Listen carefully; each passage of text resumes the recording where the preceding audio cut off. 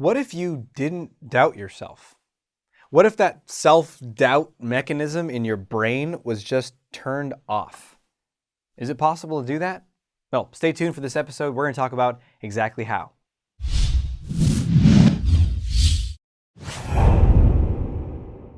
Welcome to another episode of The Art of Extraordinary Confidence. I'm your host, Dr. Aziz, best-selling author and the founder of the Center for Social Confidence. And in this show, you learn exactly how to be your most bold, confident, authentic, powerful self so you can show up more fully in the world.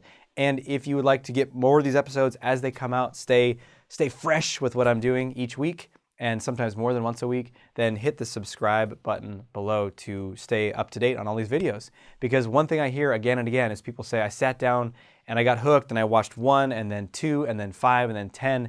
And the next thing they know, people's lives are transforming simply from watching these videos and of course applying what you learn. Because passively watching something is not going to do anything. You got to step up and do it. And let's talk about something that you can do today in this video, which is deciding to stop doubting yourself. Decide to stop doubting yourself. Now, in the beginning, I said, what if you didn't doubt yourself? And we're going to show you how. That's how you do it. It starts with a decision. Because before that, we have an unconscious idea that I need to doubt myself. Well, actually, before I even say that, why do you do it? Think about an area in your life where you doubt yourself. Maybe it's at work. Maybe you want to share something in a meeting, but you're like, I don't know if that's the right thing to say. Or maybe you do say it, and then you're like, oh, I don't know if that sounded good, or oh, I don't know if that was right, or maybe you're in a conversation socially. You just doubt yourself. You doubt what you're going to say. You doubt your opinion. You doubt if you said it right. You doubt if they like what you think or who you are or whatever. Same thing in dating, same thing everywhere else, right? So picking the area, pick one area where you tend to doubt yourself, where self-doubt tends to come up a lot.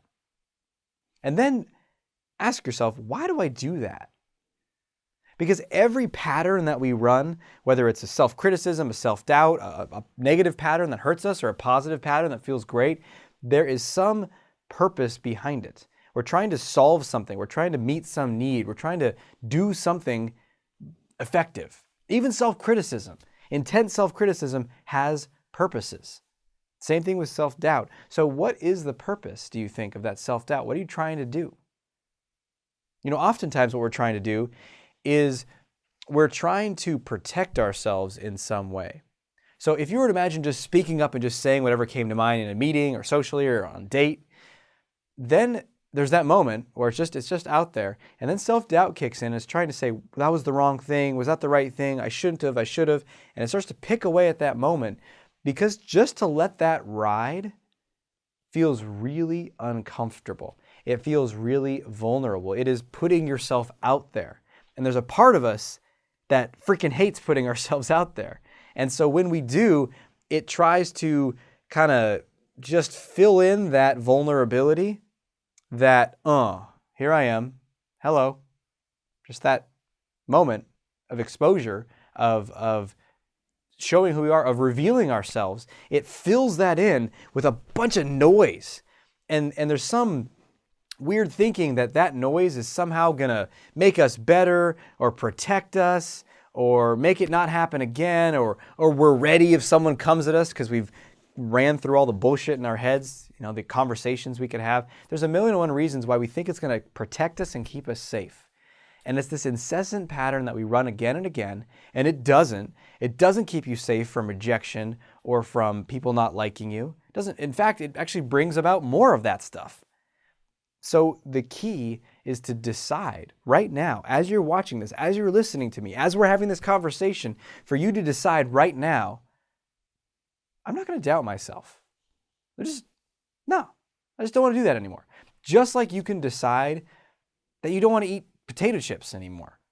You might say, you know what? I don't want to do that. Now, we all have had the experience of saying, I'm not going to do blank. I'm not going to eat potato chips or smoke weed or play that video game or do whatever the thing is that, you know, that immediate hit of gratification that we're going for.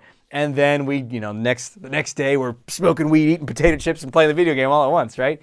But there are also decisions that you make in your life that you stick to. And maybe you lapse but then you get back on track. Maybe it's a decision you made with your health and your body and working out. Maybe it's a decision you made about a relationship. Maybe it's a decision that you made in your career. But you make a decision and you say, I'm going to do that. And sure, I might fall or falter, but I'm going to get back on because that's the direction that I'm headed. And that's what I encourage you to do with doubting yourself. Like, I'm just not going to do that. It serves no purpose. It doesn't make me better. It's not some sort of planning or preparation. It's just incessant noise because I'm uncomfortable to just float me out into the world and trust that it's enough. And here's the thing. The way you get to the point where you trust that it's enough is just by doing it and letting it be. So when I notice doubt come up into my mind, and it'll come up, it'll be like, should I have said something different to that client? Should I have said something different when I was speaking to that person or that group of people? Should I do something different in my business? Should I have said something different with my son there? When I notice that, that comes up, and I say, nah, I'm not going to doubt myself. I'm awesome. That was fine. That was good. It was great. Now, one last thought about this, because this used to get me too, is your mind's like, whoa, whoa, whoa, whoa. What if you did do something wrong? What if it was bad what you did? If you don't look back and question yourself, then you're never going to learn. Here's the thing. We do learn because if we did something and it wasn't the right thing to do, usually some bad shit will happen. Well, there'll be some consequence. And when there's the consequence, you can look back and say, I wonder, maybe that did, so for example, it's real concrete here right before we conclude this video, is let's say you speak up in a meeting more boldly. You want to share your ideas. Maybe you're terrified of doing that and you just do it. Now, you don't need to doubt yourself afterwards. Just let it ride. That's right, I said what I said. And if your mind's like, oh my God, no, did so-and-so like that? You're just like, look, I don't doubt myself. I'm awesome. That was fine. You stay in that state and you notice, you go back to work the next day and look what happens. Are you fired? Does your boss take you in his office and criticize you? Does someone in the meeting, give you the stink eye all day? Notice what happens. And what you'll find is like 98% of the time, nothing happens.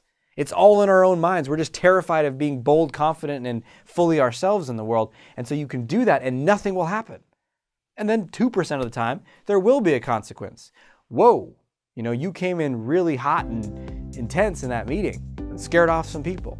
Oh, okay, well, maybe I should adjust my approach, right? So you deal with the consequence when it happens, but you pay attention. You'll find it if it's there, but 98% of the time it's not.